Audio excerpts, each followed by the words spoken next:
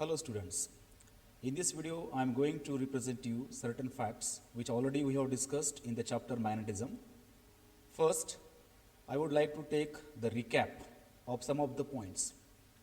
What are that? The first is that when you are having a current carrying conductor, then you will find the magnetic field is produced around that current carrying conductor. Let me give the example to you. Suppose I have a current carrying wire, okay. Let us say the wire is something like this, okay, and say the current in this wire is passing in the upward direction. Then we have seen that the magnetic field is created or the magnetic field is formed around this conductor. So that field can be represented something like this around this conductor. Okay, this was the way to represent the magnetic field. Now, as far as the direction of this magnetic field is to be concerned, how to decide direction of this field? So for that case, we are having a tool called right hand thumb rule. So right hand thumb rule actually we are using here to find out the direction of the magnetic field. Now how to use it? For that purpose, first of all we have to hold the conductor in our right hand such that the thumb will point in the direction of the current. So suppose this is the way here, this is conductor here, you can see my thumb is pointing in the upward direction. So the curled fingers, these curled fingers, they will come from the front part. Now it is not able to see there, but this finger will cross from the front part. So that's why the magnetic field line will be something like this here in this case. So this was the use of right hand thumb rule, and we can see that the magnetic field is found. Now similarly, if I want to use this right hand thumb rule for other case, basically we are having here two cases. The first case is that it was used for a straight conductor, and second time we have used it for a current carrying loop. So let me give the example here for current carrying loop. Let us say I have a current carrying loop, something like this. Okay, let me take it here. Okay, now I think you are able to see it. Let us say the current in this loop is suppose in the anti-clockwise sense. If you are looking from the front side, I am in the back of this loop, you are in the front of this loop. So simply what you have to do now here, you have to change the right hand thumb rule. Right hand thumb rule says that for the straight conductor, I am telling first of all, if I hold a straight current carrying conductor in my right hand such that the thumb is pointing direction of current, then the curled fingers gives direction of the magnetic field. Now here in this case, what I will do here, I will use the same rule but in opposite way.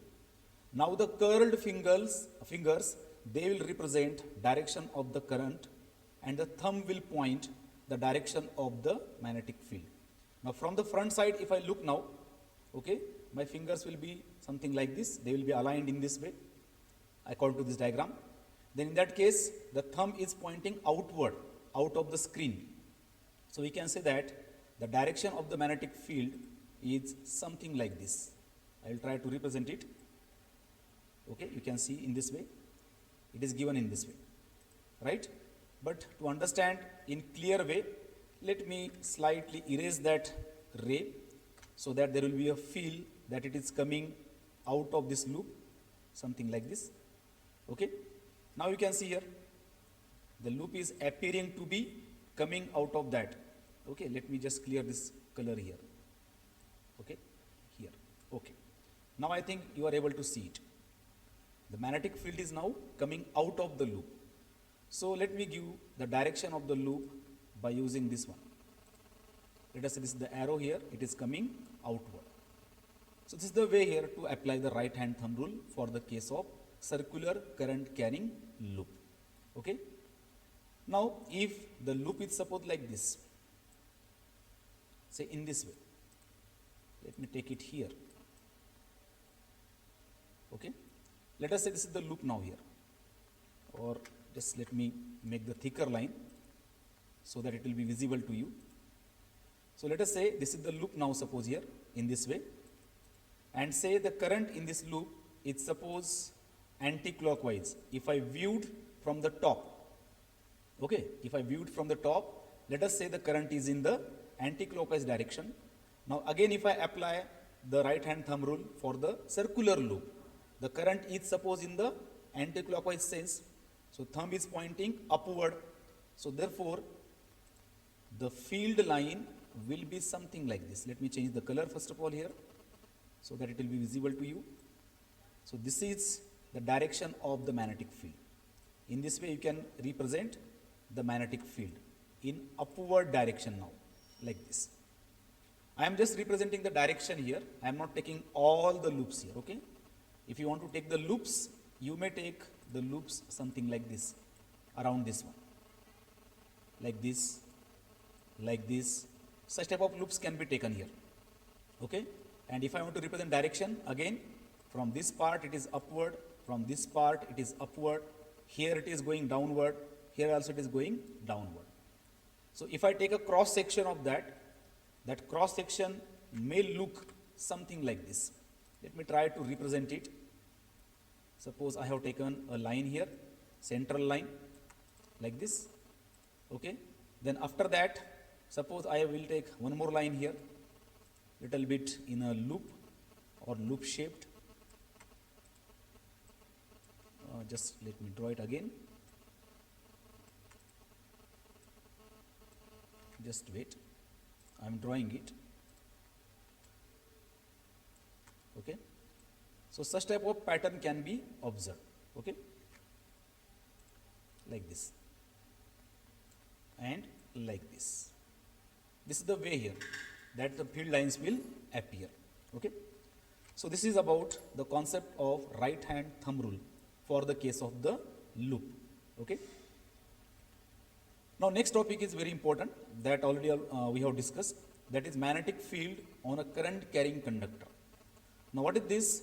This you have to understand in a clear way, okay. Suppose I have a current carrying conductor, something like this. Let us say the current is passing from left to right in this conductor, and let us say this conductor is kept in the perpendicular magnetic field. The magnetic field is suppose something like this. Let us say this is the north pole of the magnet, of a bar magnet, okay, and say I have another say pole of a bar magnet. Let us say this is the south pole, okay. Let me change the color, okay. I hope that it is now visible to you. This is the north pole, okay.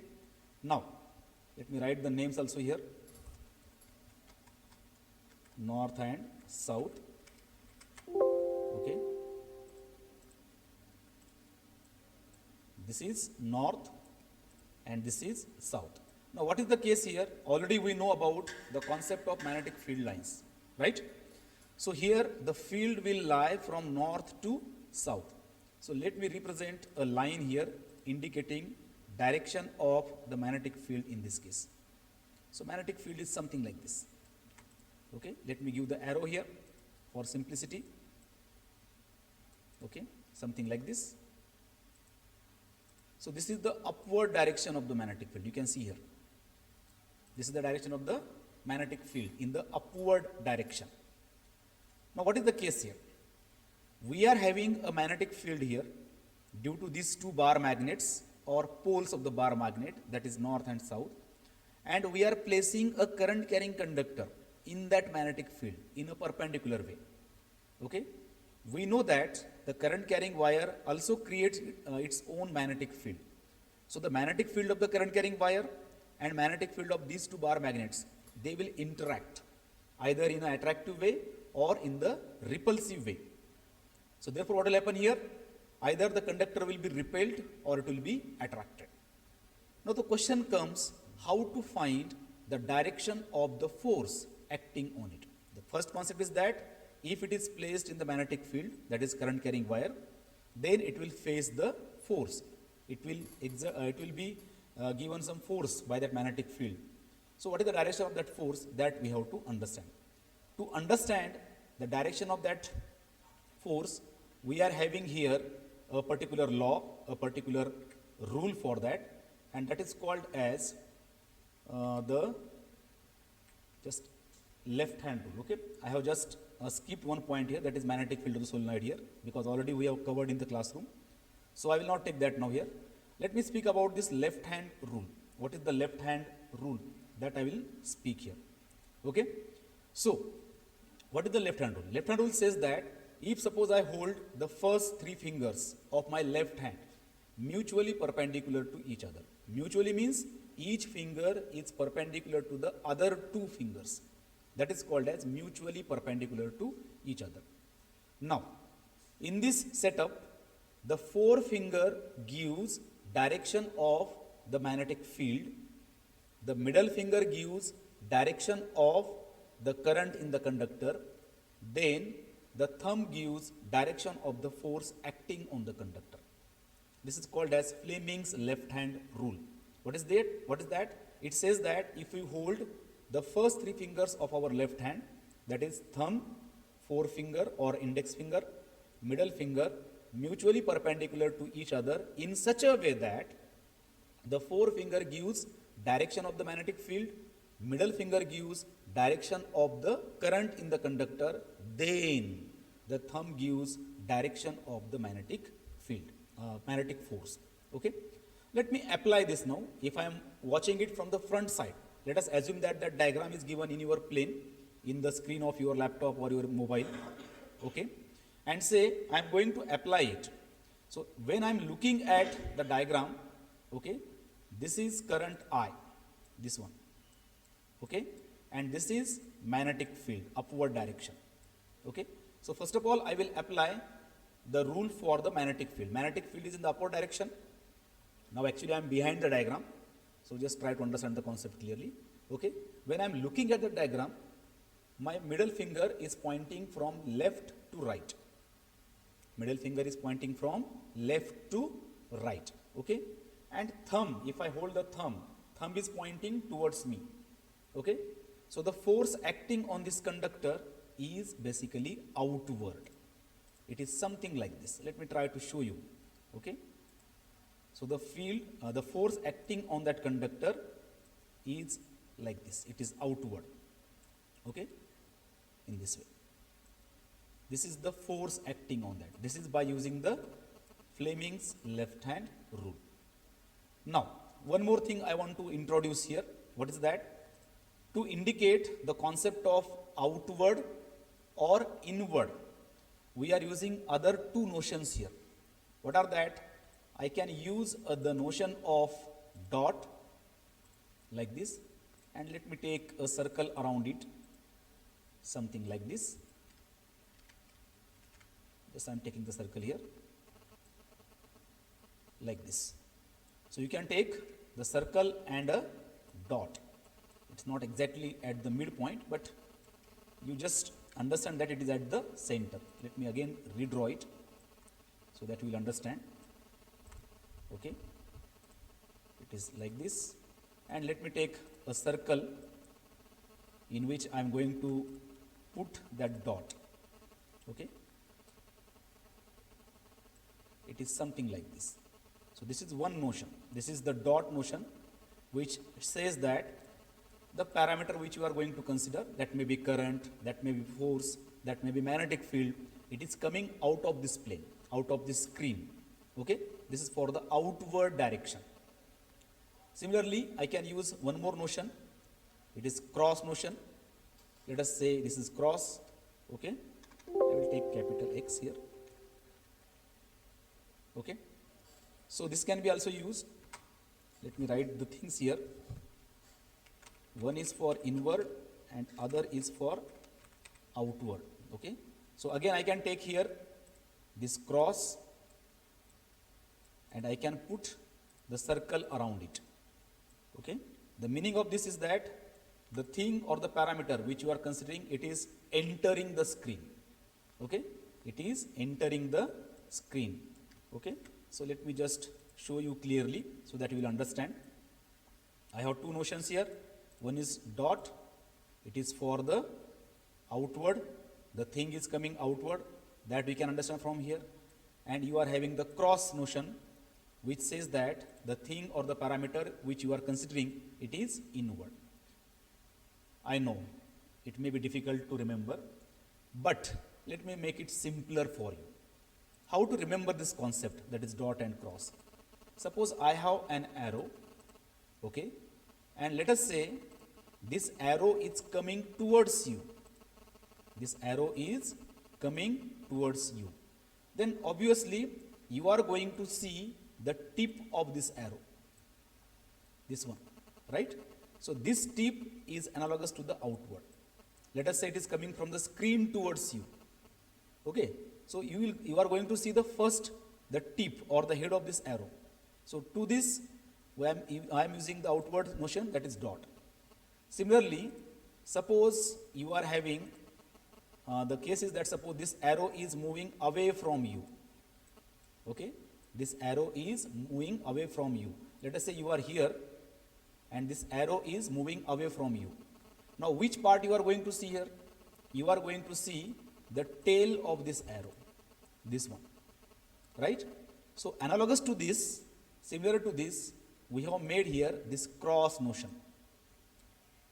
Okay, it says that the thing is going away from you. It means it is entering in this plane, in this screen. So that thing we can understand here. So like this, we can represent the notion of dot or cross. Why am I highlighting on this? Because this thing can be used to show the direction. This can be used to show the directions efficiently. In board exams also, sometimes they may use this notion. Then you have to understand what is the meaning of this. Now here, the example which already we have considered here, okay? For this case, since it is coming outward, so I can use this dot notion also for the case of force. Here I can just show a dot. It means that the conductor or the wire is trying to come out of the screen. That is the meaning of this symbol, right? So this is about the concept of the Fleming's left hand rule and example based on it. Now simply you have to align your fingers. Forefinger, field, fur sound. Okay. Middle finger, me, I for current. This is thumb, m for motion or force. So simply you can use this notion and you can estimate the direction of the force acting on that conductor. Here, the case is that we are having the current carrying wire or conductor. It is placed in the external magnetic field. Then it is facing the force. That direction we are estimating by using the Fleming's left hand rule. Okay. So this is about the concept of the Fleming's left hand rule. Now, let us take the next article. Okay. And that next article is now very, very important. Okay. Example already I have taken here. Now let us talk about the concept of DC motor. Once you know what is Fleming's left hand rule, then easily you can estimate or you can understand the functioning of that DC motor. So the functioning of DC motor I will explain in the next video separately because it needs concentration to understand the concept. Okay. So DC motor I will discuss in the next video. Till then, take care. Bye.